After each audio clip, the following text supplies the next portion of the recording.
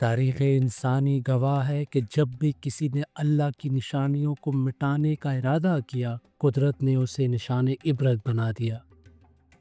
بات ہے 6 صدی عیسوی کی۔ یمن پر حبشہ کے بادشاہ نجاشی کی حکومت تھی اور وہاں کا گورنر ابرہہ تھا۔ ابرہہ نے دیکھا کہ عرب کے باشندے دیوانہ وار مکہ کا رخ کرتے ہیں۔ تحقیق کرنے پر معلوم ہوا کہ وہاں بیت اللہ ہے، جس کی محبت لوگوں کے دلوں میں رچی بسی ہے۔ یہ دیکھ کر اس کے دل میں حسد کی آگ بھڑک اٹھی۔ اپنے تکبر میں اس نے صنعا میں القلیس نام کا ایک عظیم گرجا گھر تعمیر کروایا۔ اس میں سونے، چاندی اور یاقوت کا بے دریغ استعمال کیا گیا۔ مقصد صرف ایک تھا، لوگوں کا رخ مکہ سے پھیر کر صنعا کی طرف کر دیا جائے۔ لیکن پتھروں کی عمارتیں دلوں پر حکومت نہیں کر سکتی۔ اعلان کے باوجود القلیس ویران رہا۔ وہاں سوائے ویرانی اور خاک اڑنے کے کچھ نہ تھا۔ عرب تو دور، خود یمنیوں نے بھی اس مصنوعی کعبے کو رد کر دیا۔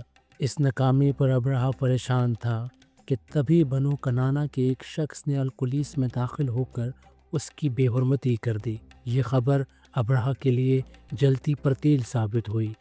اس کا غضب جنون کی حد تک پہنچ گیا۔ اس نے قسم کھا لی کہ اب وہ اس بیت اللہ کو منہدم کر کے ہی دم لے گا، جس کی وجہ سے اس کی عمارت بے وقت ہوئی۔ اس نے 60,000 کا لشکر جرار تیار کیا۔ لشکر مکہ کے قریب منعمس پہنچا۔ اس فوج کے آگے محمود نام کا ایک پہاڑ جیسا ہاتھی تھا۔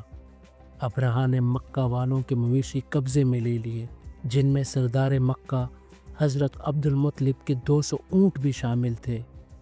جب حضرت عبد المطلب ابرہہ کے پاس گئے تو ان کا رعب اور شخصیت دیکھ کر وہ تخت سے اتر آیا، مگر جب انہوں نے اپنے اونٹوں کا مطالبہ کیا تو ابرہہ نے طنز کیا، میں تمہارا دین مٹانے آیا ہوں اور تمہیں اپنے اونٹوں کی فکر ہے۔ حضرت عبد المطلب نے وہ تاریخی جملہ کہا، میں ان اونٹوں کا مالک ہوں، اس لیے ان کی فکر ہے۔ رہا وہ گھر تو اس کا مالک خود اس کی حفاظت کرے گا۔ اونٹ واپس ملے۔ حضرت عبد المطلب نے قریش کے لوگوں کو پہاڑوں پر پناہ لینے کا حکم دیا اور خود کعبہ کے دروازے کا حلقہ پکڑ کر بارگاہ ایزدی میں فریاد کی، اے رب، انسان اپنے گھر کی حفاظت کرتا ہے تو اپنے گھر کی حفاظت فرما۔ صبح ہوئی۔ لشکر نے مکہ پر چڑھائی کا ارادہ کیا۔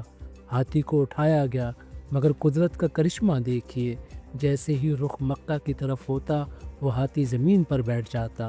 بھالے اور نیزے مار کر اسے زخمی کیا گیا، مگر وہ ٹس سے مس نہ ہوا، جبکہ یمن کی طرف رخ کرنے پر وہ ڈھونڈنے لگتا۔ ابھی یہ کشمکش جاری تھی کہ سمندر کی جانب سے پرندوں کے جھنڈ نمودار ہوئے۔ قرآن نے انہیں تیرن ابابیل کہا ہے۔ ان ننھے پرندوں کی چونچ اور پنجوں میں مسور کے دانے برابر کنکریاں تھیں۔ انہوں نے وہ سنگ ریزے لشکر پر برسانا شروع کیے۔ یہ کوئی عام پتھر نہ تھے، بلکہ قہر الہی تھے۔ جب سپاہی کو کنکری لگتی تو اس کا جسم گلنا شروع ہو جاتا۔ ابرہہ اور اس کی عظیم فوج پل بھر میں اسف معقول کی مانند ہو گئیں۔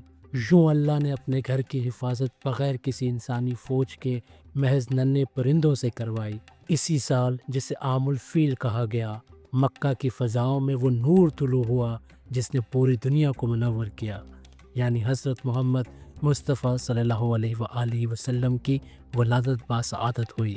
یہ واقعہ آج بھی درس دیتا ہے کہ جب تکبر سر اٹھاتا ہے تو اللہ کی لاٹھی بے آواز چلتی ہے۔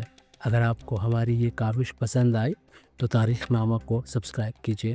ہم بہت جلد اگلی ویڈیو میں ملاقات کریں گے۔ تب تک کے لیے خدا حافظ۔